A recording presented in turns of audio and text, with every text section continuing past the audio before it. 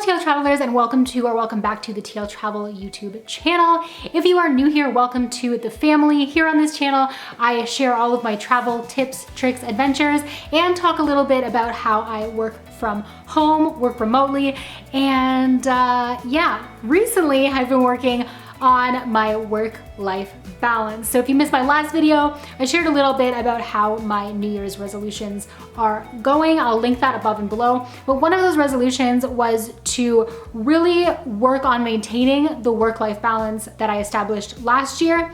This year, as the year starts up, and my instinct is to really set strict goals for work and get as much done as I possibly can.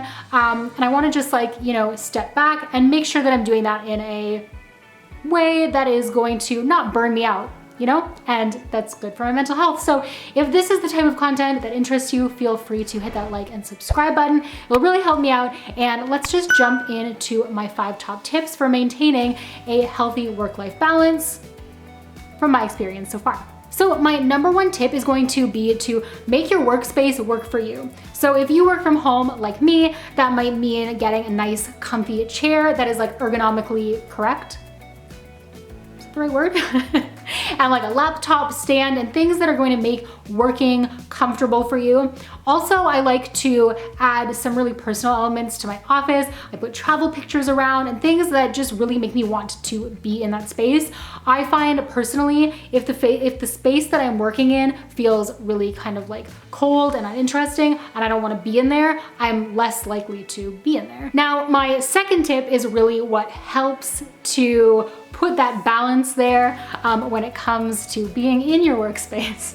And that is to limit time wasting activities and, forgive me, but time wasting people. Now, when it comes to work, especially if you are working in a large office, for example, that might mean not really entertaining conversations with people who tend to distract you from your work with things that you aren't interested in. That doesn't mean not having any conversations at work. Obviously, if there are people there who add positivity and good vibes to your life, then that's great. I'm all for it, right? Work-life balance. But definitely eliminating the people who tend to get you in a bad mood and bring you down. And then by making those firm boundaries, that means that you can then devote time to people and activities that are a higher priority for you without bogging down your entire day with things to do. Now, the third thing is going to be to remember to take your breaks. I, for example, working here at home, that can be something that I forget about completely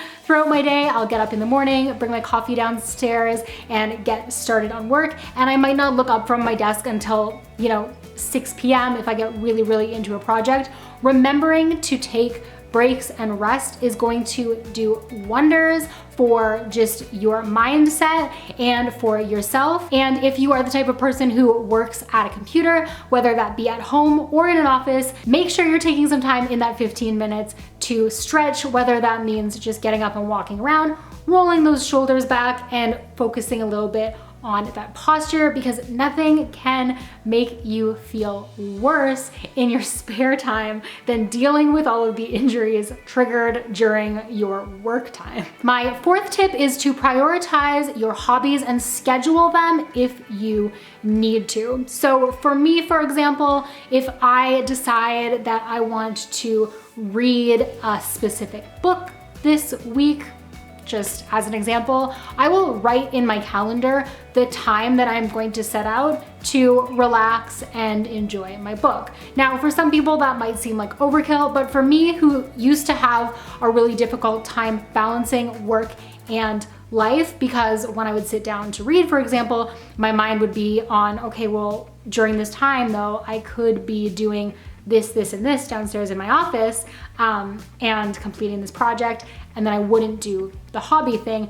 Whereas where I schedule it, I know when I'm looking at my calendar, okay, I need to get these specific things done for work before 2 p.m. because at 2 p.m. I'm going to sit down for an hour and a half and read my book, for example. So using the scheduling technique or not, making sure that you are prioritizing hobbies and things that are really interesting to you throughout or at the end of your workday is super important. And then my fifth and final tip is to just be realistic. At the end of each day, especially when you're getting started with implementing some of these tips, make sure that at the end of the day, you look back and you think to yourself, okay, what worked, what didn't, and what can I change to make this sort of system work better for me. It might seem like a little bit of extra effort up front, but once it becomes just natural for you and you've really got everything sort of figured out, it is a huge game changer. So between November of last year, when I really started to think all of this through,